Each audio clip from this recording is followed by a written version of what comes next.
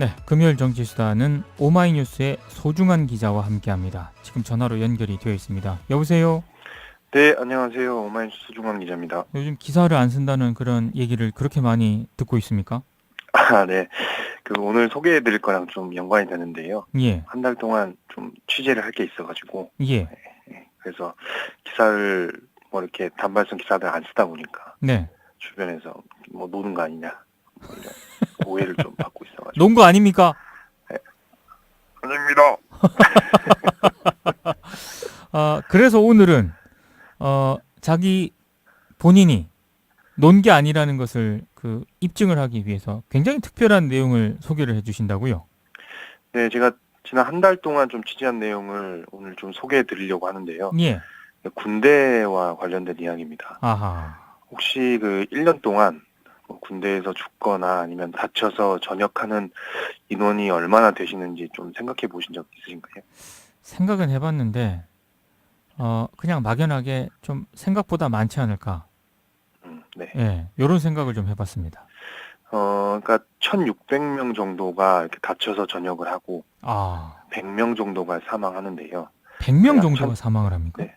네. 아, 1,700명 정도가 죽거나 다쳐서 이렇게 전역하는 인원입니다. 예, 그러니까 제가 이번에 취재한 거는 그 1,700명의 가족들의 이야기인데요. 예, 그러니까 죽거나 다친 사람 그리고 그들 가족을 통칭해서 이제 군 피해자라고 이렇게 말할 수 있겠는데 네, 1년에 약 1,700명이 죽거나 다쳐서 전역하고 그 가족을 이제 4인 가족으로 좀 계산하면 1년에 뭐 한 약 6,800명이 군 피해자가 되는 거고요. 네.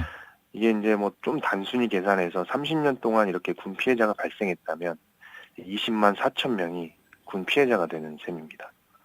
아, 근데 이건 1년에 100명이나 죽고 1600명이 다쳐서 전역을 한다면 이 숫자도 숫자지만 이건 상당히 문제가 있는 거 아닙니까?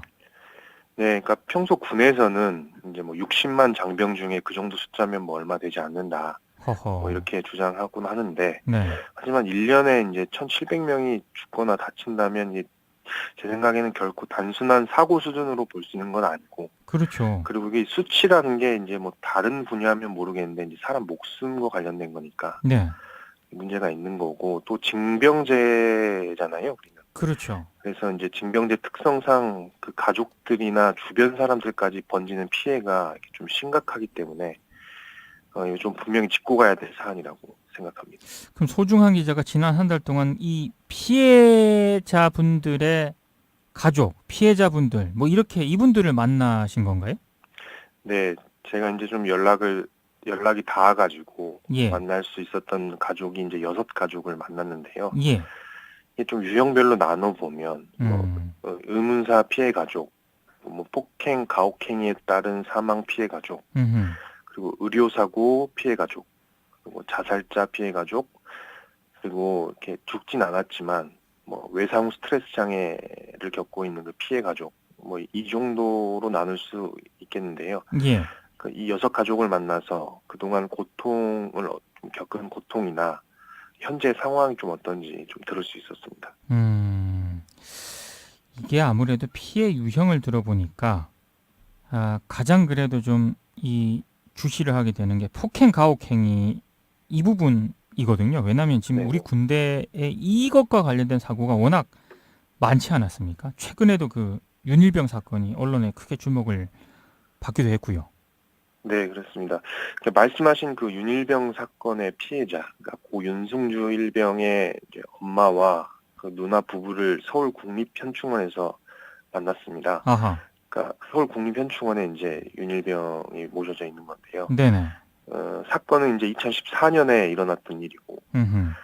가해자들을 피고로 한 재판도 2016년 8월에 마무리돼가지고, 예, 우리 기억 속에는 사실 어느 정도 좀 마무리된 사건으로 인식되는데, 예, 만나보니까 지금도 이제 국가를 상대로 싸움을 이어가고 있더라고요. 그러니까 음, 당시에 이제 여론이 좀 분노했던 점을 돌이켜보면, 그 군대가 자꾸 이제 사건을 조작하고 은폐하려는 모습을 보였기 때문이었잖아요. 그렇죠.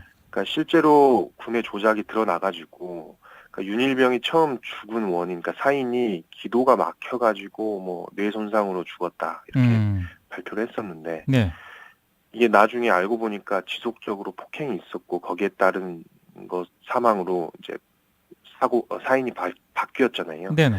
그래서 처음에 이제 가해자들의 혐의도 상해치사해서 이제 살인죄로 이제 결국 바뀌었던 거고, 그렇죠. 결국 주범이었던 그 병장이 대법원에서 살인죄가 인정됐고 징역 30년, 40년 선고받았던 적이 있습니다. 예. 그런데 이렇게 명확히 군의 그 조작으로 드러나가지고 뭐 윤일병 사인도 바뀌고 그 혐의도 이렇게 바뀌었는데 네.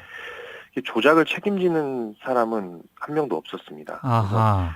윤일병 가족들은 당시 수사 관계자들을 고소했는데, 예. 하지만 이제 국방부, 검찰부, 고등군사법원, 대법원 모두 이제 증거가 부족하다면서 불기소 결정을 내렸고요. 가족들은 현재 이제 증거를 보강해서 또다시 이제 고소를 해놓은 상황입니다. 근데 이제 재판이 열릴 수 있을지도 여전히 미지수인 상황입니다. 사실 이게 좀 문제가 심각한 게 이렇게 조작, 이 폭행 이런 걸로 일단 한 사람이 목숨을 잃은 그런 사건이잖아요.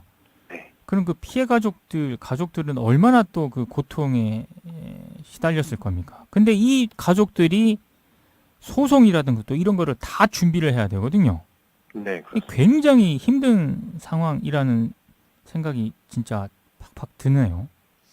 네, 그렇습니다. 그래서 저는 그 군 피해자들의 삶을 일상이 없는 일상이라고 표현하고 싶은데요. 예.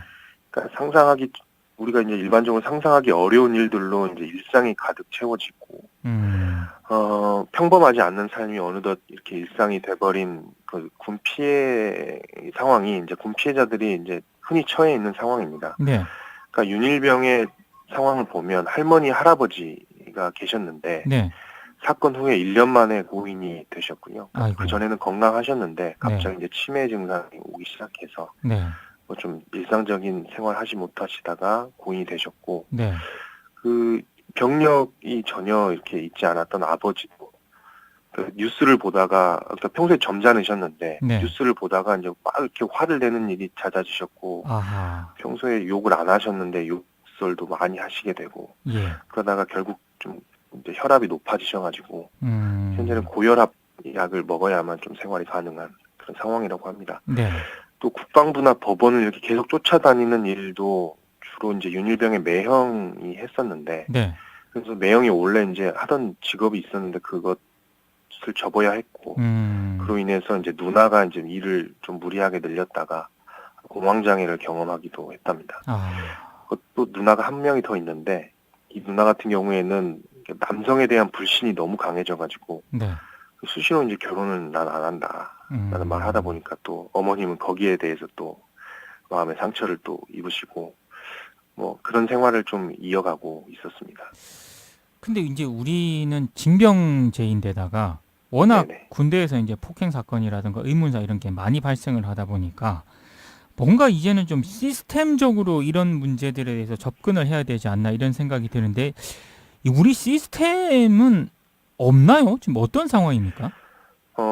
이제 군 피해자들을 위한 이제 국가 시스템은 사실상 그 국가보훈처에서 관장하는 국가유공자 제도나 혹은 보훈보상 대상자 이 제도뿐인데요. 하지만 이 제도에는 심각한 구멍이 존재합니다. 예. 그러니까 먼저 국가유공자나 보훈보상 대상자로 이제 인정받을 때까지, 그러니까 즉 이제 사건이 발생한 직후부터 군 피해자가 받을 수 있는 지원이 전혀 없다고 보면 되는데요. 예. 이게 이제 사건이 발생하면 이제 군을 상대로 대처를 해야 되는데, 아무래도 이제 그 사건 직후에는 당사자 가족들은 사실 정상적인 상황이 아니잖아요. 그렇죠. 그러니까 군을 상대로 어떻게 대처해야 할지도 모르는 상태에서 이제 그 초기 소중한 시간이 이제 지나가 버리는 거예요. 아하. 그러니까 윤일병의 경우에도 사건 발생 직후에 엄청난 조작이 이제 발생했는데, 그렇죠. 이렇게 군 피해자 중에 이제 상당수가 사건 발생 직후 군의 태도 때문에 지금도 이제 트라우마를 겪고 있는 경우가 많았습니다. 그러면 국가유공자라든가 보훈보상 대상자가 만약에 되지 않습니까? 네. 그러면 뭐 상황이라든가 사정이 좀 나아지게 됩니까? 그렇게 되면 일단 지원은 받을 수 있는데, 예. 단순히 좀 물질적인 지원에 국한이 돼 있어가지고, 음. 정신적인 어려움이나 관련된 지원은 좀 개인이 좀 오롯이 감당을 해야 되는 상황이 됩니다. 이제 군에서 이제 아들이 의료 사고로 죽은 엄마가 계시는데 네. 이게 보험보상자가 되긴 했는데 이 정신과 치료를 위해서 본인이 자비 몇 천만 원을 드리는 경우도 있었습니다. 음흠. 근데 이게 더 중요한 거는 이 국가유공자나 보험보상 대상자 요것마저도 승인받지 못하는 경우가 부지기수라는 건데요. 아하. 예를 들어서 뭐 군에서 이제 가혹행위 때문에 자살한 장병이 있었어요. 예. 근데 이 장병이 중학교 때 뭐 약간 몇 차례 정신과 상담을 받은 기록이 있었나 봐요. 네. 근데 이게 너무 오래된 일이잖아요. 그렇죠. 그리고 그 장병은 이미 신체 검사 1급을 판정을 받고 입대한 상황이었고요. 네. 그런데 국가보훈처에서는 중학교 때 그 정신과 상담 내역을 들이밀면서 그때 잠재돼 있던 병이 자살로 이어졌다. 그래서 참. 이제 보훈보상 대상자 처리를 안 해주는 거예요. 네. 이 군에서 이제 발생하는 일이 되게 이런 식인데 사건의 원인을 좀 개인적인 이유로 전제하고 수사를 이제 시작해요. 네. 가정 환경이나 뭐 여자 문제 이런 게 자주 등장하는 거죠. 그러니까 정작 뭐 가혹행위나 구타, 부조리 그리고 뭐 업무 과정에서 발생하는 과다 업무 이런 거는 군에서 이제 발생할 수 있는 원인은 이제 나중에야 등장하는 그런 상황이 자주 발생합니다. 특히 징병제면 이게 어찌 됐든 이제 강제로 입대를 한 상황이고, 그렇죠. 군대에서 죽은 거면 어쨌든 군대가 죽인 거라고 저는 생각하거든요. 근데 원인을 자꾸 개인으로 돌리니까 피해자들은 더 트라우마에 이제 시달릴 수밖에 없는 상황인 거죠. 그러면 지금 이런 상황을 극복할 수 있는 뭐 해법이나 대안 같은 게 있을까요? 그래서 좀 도출한 결론이 군 트라우마 센터인데요. 아하. 저는 이 기관을 일종의 국방부 견제기구로 생각을 하고 있습니다. 일종의 감시자 역할을 하는 건데, 네. 그래서 이제 이 기관은 국가 차원의 지원을 받되 국방부 외부에 좀 존재해야 된다고 생각하고요. 예. 제가 구상하는 이 군 트라우마 센터는 사건 발생 초기에 정신이 없는 군 피해자들 대신에 대응책을 제공하고, 군 측으로부터 의무적으로 정보 제공을 받을 수 있는 역할이 부여돼야 한다고 보고요. 예. 또 법률 상담이나 그 이후에 신체 안전을 보호받을 수 있는 응급 조치, 뭐 임시 조치 필요하고 향후에 이제 정신건강 분야의 의료 지원도 대폭 확대돼야 된다고 생각합니다. 아하. 또 사건 이후에 이제 군 피해자 가족들이 이제 직장을 잃게 되는 경우가 많아요. 뭐 예. 여러 가지 이유인데, 예. 뭐 아까처럼 뭐 법원이나 국방부 쫓아다니다가 직업을 잃는 경우도 있고, 스스로 이제 마음이 무너져가지고 아무것도 하기 싫은 상태에 겪는 피해자들도 있고, 네. 이렇게 직장을 잃게 되는 군 피해자들도 많은데, 이를 위해서 뭐 취업이나 대부 지원도 이루어져야 된다고 봅니다. 그리고 이렇게 감시할 수 있는 기구가 생기면 예. 군의 자정작용도 기대해 볼 수 있을 거라고 기대하고요. 그렇죠. 사실 군 트라우마 센터라는 이 아이디어는 이번에 처음 나온 이야기는 아닙니다. 예. 지난해에 그 국정감사에서 김종대 정의당 그 필요성을 강조한 바 있습니다. 그리고 이제 피해자들 같은 경우에는 그 피해자들끼리 서로 이제 모여서 얘기를 하고 이러다 보면은 서로 공감대도 많이 형성이 되고 의지가 되거든요. 네. 그런 어떤 모임이라든가 공감도 좀 필요하지 않을까 이런 생각이 좀 듭니다. 네, 맞습니다. 그러니까 군 피해자들이 이제 자주 하는 말이 이런 이야기예요. 그대로 예. 전달드리면 일반 사람들은 내 이야기를 두세 번 듣고 나면 지친다. 그래서 나중에는 오히려 내가 눈치를 보게 된다. 이렇게 말씀하시고 예. 또 보통 사람이 나에게 빨리 잊고 정신 차려라 뭐 이렇게 말하면 막 화가 나는데 네. 같은 처지에 있는 군 피해자들이 이제 먹고 살려면 좀 잊어야지 이렇게 이야기하면 좀 위로가 된다. 뭐 이런 말을 말씀하시더라고요. 네.